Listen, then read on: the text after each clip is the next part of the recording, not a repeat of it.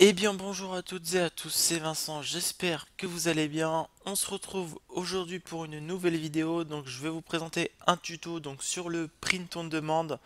Donc, qu'est-ce que nous allons voir aujourd'hui?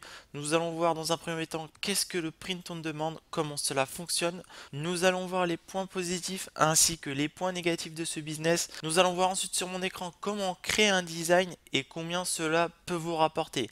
Avant que la vidéo commence, je vous invite à liker la vidéo si la vidéo vous plaît. Si vous n'êtes pas encore abonné à la chaîne, je vous invite à vous abonner à la chaîne pour ne pas louper mes prochaines vidéos. Et n'hésitez pas à me dire ce que vous avez pensé de la vidéo dans les commentaires. Donc premièrement, qu'est-ce que le print on demande? Donc comme on peut le voir souvent sur YouTube, donc c'est le POD, donc ce qui donne en français l'impression à la demande.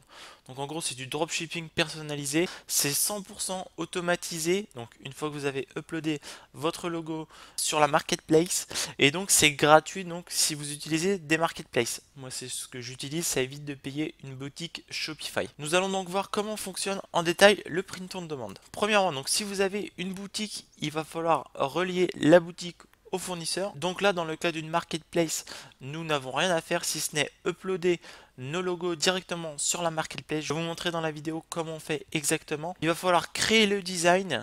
Donc le design, vous allez le faire vous-même, donc il sera gratuit. Ou alors éventuellement, vous pouvez prendre un graphiste, mais évidemment, le design sera payant. Une fois que vous avez votre design, vous avez juste à le mettre en ligne sur les produits, donc tout se fait automatiquement. Pareil, on va voir ensemble comment cela fonctionne. Nous avons ensuite la commande d'un client, l'envoi de la commande est faite par le fournisseur, puis nous sommes payés, donc tout est automatisé. Nous n'avons rien à faire si ce n'est uploader les logos donc sur la marketplace. Les avantages et les inconvénients du print on demand, donc l'avantage principal, donc moi j'en retiens que si vous utilisez une marketplace, c'est 100% gratuit, vous n'avez pas besoin de stock, c'est le fournisseur qui va utiliser ses imprimantes, ses outils, etc. pour mettre vos designs directement sur l'objet du client. Vous n'avez pas besoin d'expédier non plus, car c'est le fournisseur qui va s'occuper d'envoyer le colis à votre client. Et le print on demand fonctionne vraiment partout dans le monde. C'est-à-dire que, comme je vous montrerai tout à l'heure, j'ai vendu des objets aux États-Unis, alors que moi je suis basé en France et j'ai aussi réalisé des ventes en France. Donc peu importe où vous vous trouvez dans le monde, vous pouvez vendre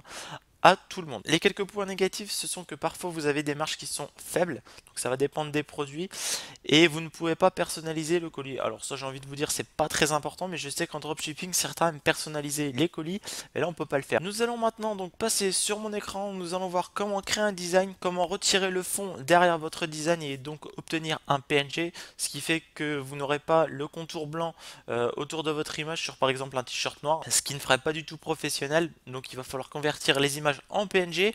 Nous allons voir aussi comment redimensionner son design.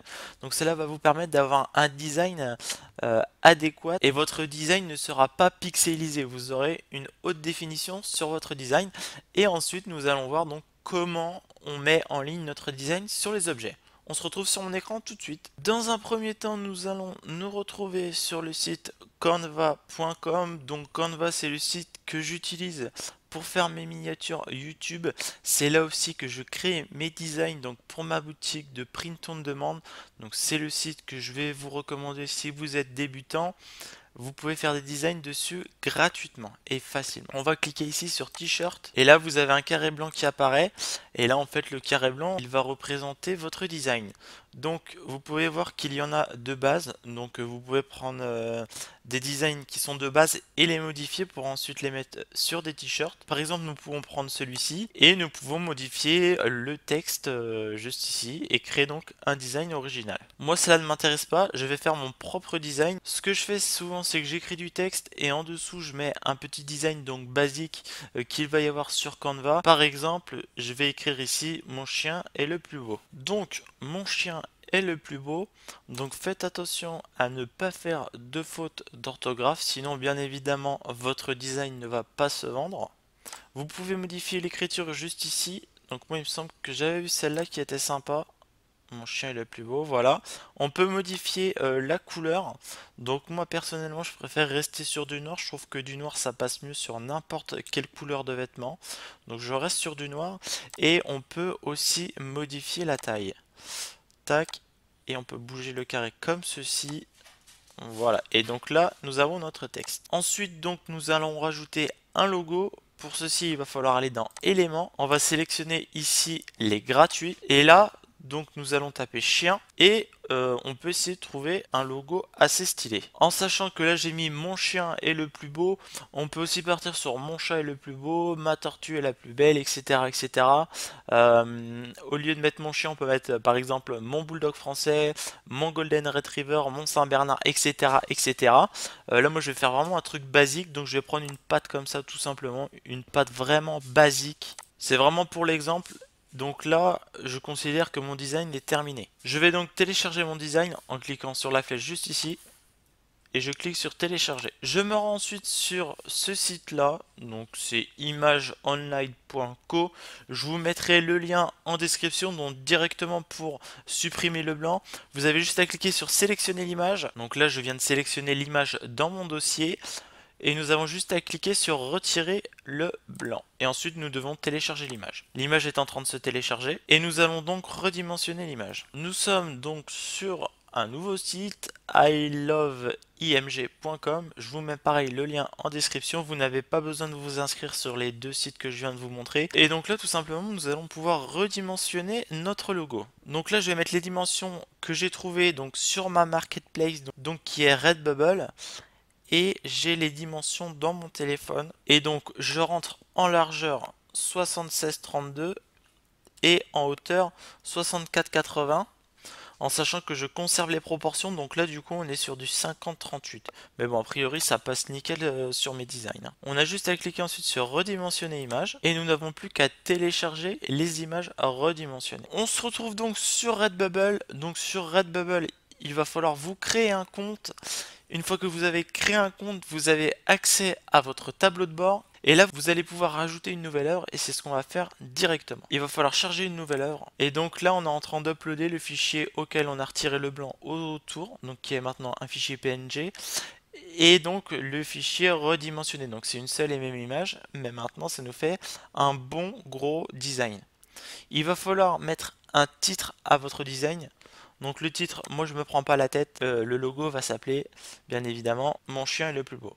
Alors les tags, super important, donc les tags, voilà comme le site nous le marque, les tags permettent à vos fans de trouver vos œuvres. Créez 15 tags pertinents pour chaque œuvre chargée. Donc voilà, il nous met qu'on peut séparer avec une virgule. Voilà, donc j'ai mis quelques tags, j'ai mis chien, animal, passion, beau, beauté, beau chien, magnifique. Et ensuite, il va falloir rentrer une description. Donc, il me semble que la description, c'est ce qu'il y a de plus important. Donc, c'est ce qui va rentrer dans le SEO donc, de Google. Et c'est ce qui va vous permettre d'apparaître sur les moteurs de recherche. Donc, les tags et la description sont super importants. En sachant que généralement, les gens qui sont sur une marketplace, donc comme Redbubble, les gens en tant que clients, donc vos clients vont venir directement sur Redbubble et par exemple vont taper le mot chien et Redbubble va sortir une liste énorme de designs et le but pour vous pour vendre un design ça va être d'être placé le plus haut possible dans les moteurs de recherche. Voilà donc la description, je me suis pas pris la tête, mon chien est beau, donc je reprends le titre de mon design. Votre chien est beau, point d'interrogation. Tout le monde doit savoir que vous avez le plus beau chien, votre chien vous remerciera pour les compliments. Donc j'ai insisté sur beauté et sur chien, donc en espérant que ça rank au maximum en SEO. Nous avons juste à descendre et normalement voilà. Donc tous nos designs sont déjà mis donc sur la plupart des objets. Nous allons pouvoir maintenant choisir quels objets nous mettons sur la marketplace ou non, en sachant que si je prends un t-shirt, admettons, donc là il est activé, donc ça veut dire qu'il sera mis en ligne une fois que j'aurai coché enregistrer l'œuvre. Donc là moi je considère que mon design est bon. Donc sur ce t-shirt là je ne vais pas le bouger, par contre on peut le modifier si l'on souhaite et on peut aussi le désactiver si on ne souhaite pas que le t-shirt apparaisse sur la marketplace. Moi je souhaite qu'il apparaisse. Voilà, donc je laisse bien activer.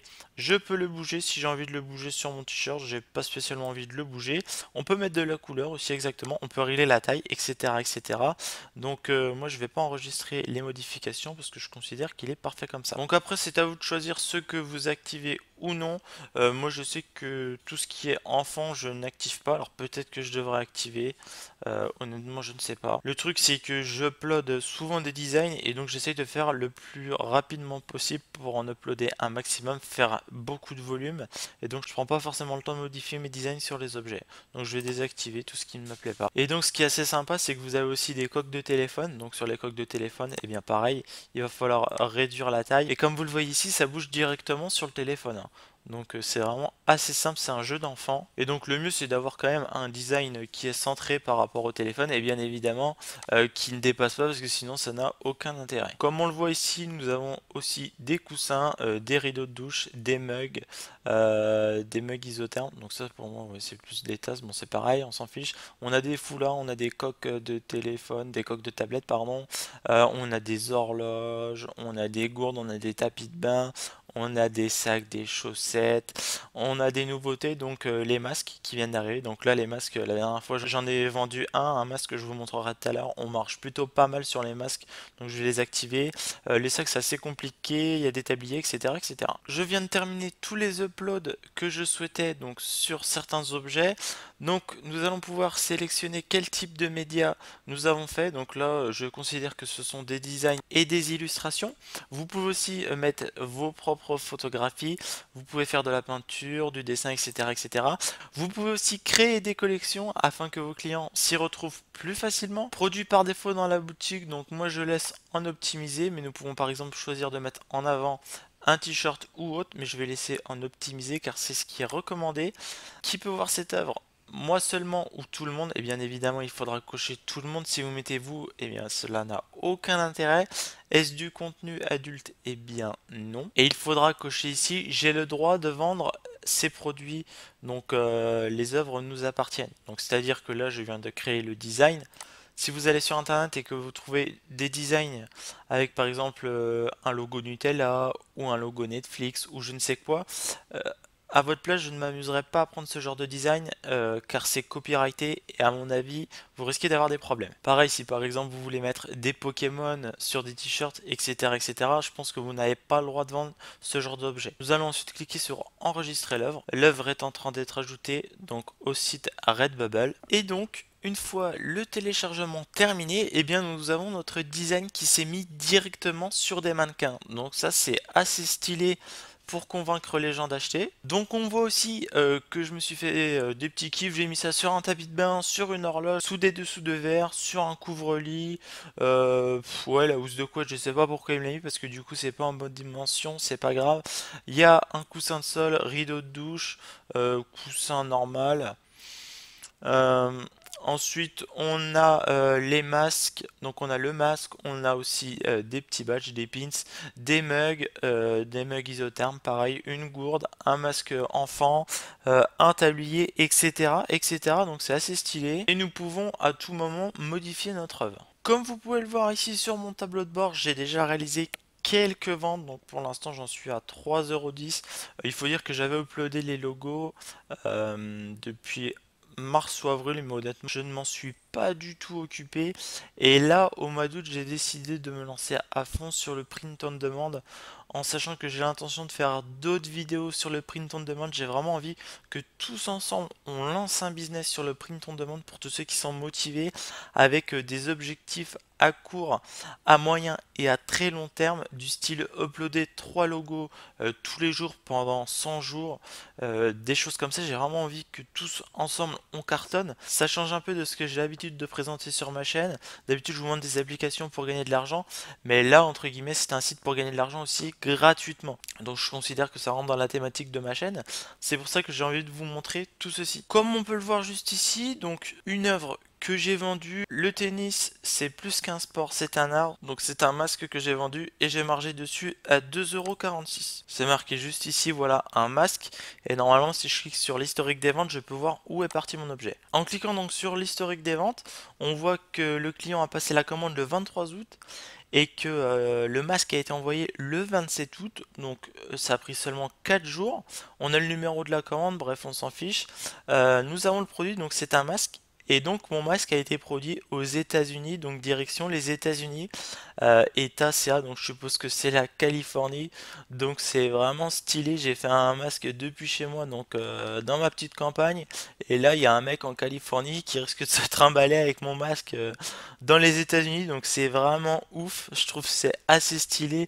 Donc le mec, il a payé son masque 10,34 € et nous avons le détail. Donc le coût de fabrication, donc ça c'est Redbubble qui se prend dans sa poche 7,88 € et donc nous sur les 10,34 €, il reste la marge d'artiste, donc 2,46 €. Honnêtement, pour un design qui a dû me prendre, allez, 5 minutes à créer et allez, 10 minutes à uploader, franchement, 2,45 € un quart d'heure. C'est assez cool parce que franchement, si on part sur 2,45 € le quart d'heure, ça fait 10 € de l'heure.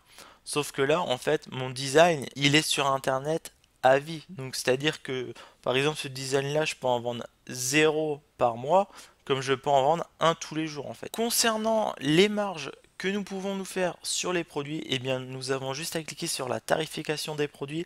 Vous avez cet onglet-là sur votre tableau de bord dans la partie gauche de votre tableau de bord et là on peut voir que ça marge à 20% de base, donc je ne sais pas si je dois modifier ce chiffre ou pas, en sachant que bien évidemment plus je vais augmenter le chiffre, plus le prix de l'article va être cher, mais plus je vais gagner d'argent. Donc après, est-ce que les prix vont être trop élevés ou pas, je ne sais pas. Il faudrait que je me renseigne auprès de certaines personnes qui font du print on demande depuis plusieurs années. Donc j'ai vraiment laissé les marges de base, donc tout à 20%, sauf les masques, il me semble qu'ils sont à 30. Ouais, les masques ils sont à 34,8% de marge. Donc admettons, un client commande un masque. Donc là, le masque est affiché à 14,53 €. Donc à mon avis, il me met le masque le plus cher. Donc sur 14,53 €, je marge à 34%. Donc il me reste 3,35 € dans ma poche. Mais si je veux, je peux très bien marger à 100%. Ce qui fait que le prix du masque passe de 14 à 20 € et notre marge elle passe de 3 € à 9 €. Donc on a triplé notre marge. Après, est-ce que ça fait pas cher un peu un masque à 20 €? Ben, je pense que si. Après, évidemment, on peut marger à beaucoup moins. Mais quel est l'intérêt de marger à 1%? Aucun. Donc bien évidemment, je ne vais pas enregistrer les modifications des majorations. Mais comme vous le voyez ici, eh bien, vous avez un détail. Donc en gros, pour un t-shirt vendu, on est allé à 2,50 €, 3 € en moyenne. Donc sans toucher à la majoration. Après, je vous dis, il faut vraiment demander à un expert du print on demande si on peut pas marger à 30 voire 40%. Je n'en ai aucune idée, je me rends pas compte après si c'est vraiment cher ou pas. Après 17 € pour un t-shirt, ça me paraît correct. Après, c'est un t-shirt classique. Ouais, 17 € ça me paraît correct. Voilà, donc il me semble que j'ai fait le tour. J'espère ne rien avoir oublié. Si vous avez des questions, n'hésitez pas. Les commentaires sont faits pour ça. Ce que je vous conseille, donc pour vous lancer, dans un premier temps, vous allez sur une marketplace. Vous n'ouvrez pas votre boutique via Shopify. Sinon, vous allez devoir payer bien, le site Shopify. Donc c'est un abonnement récurrent tous les mois. Donc si vous payez tous les mois et que vous n'avez pas de vente sur vos designs, vous allez perdre de l'argent tout bêtement. Alors que là sur la marketplace Redbubble, je n'ai rien à payer, j'upload mes designs, donc designs que je fais moi-même, et Redbubble me donne une commission sur chaque vente. Ce que je vous conseille de faire, c'est de faire vos designs vous-même au début. Je vous referai d'autres vidéos sur le print on demande si c'est un sujet que vous aimez. J'espère que la vidéo n'aura pas été trop longue. Si elle vous a plu, je vous invite à laisser votre plus gros pouce bleu. Si vous n'êtes pas encore abonné à la chaîne, je vous invite à vous abonner à la chaîne. C'était Vincent, je vous dis à la prochaine. D'ici là, portez-vous bien. À la prochaine. Ciao.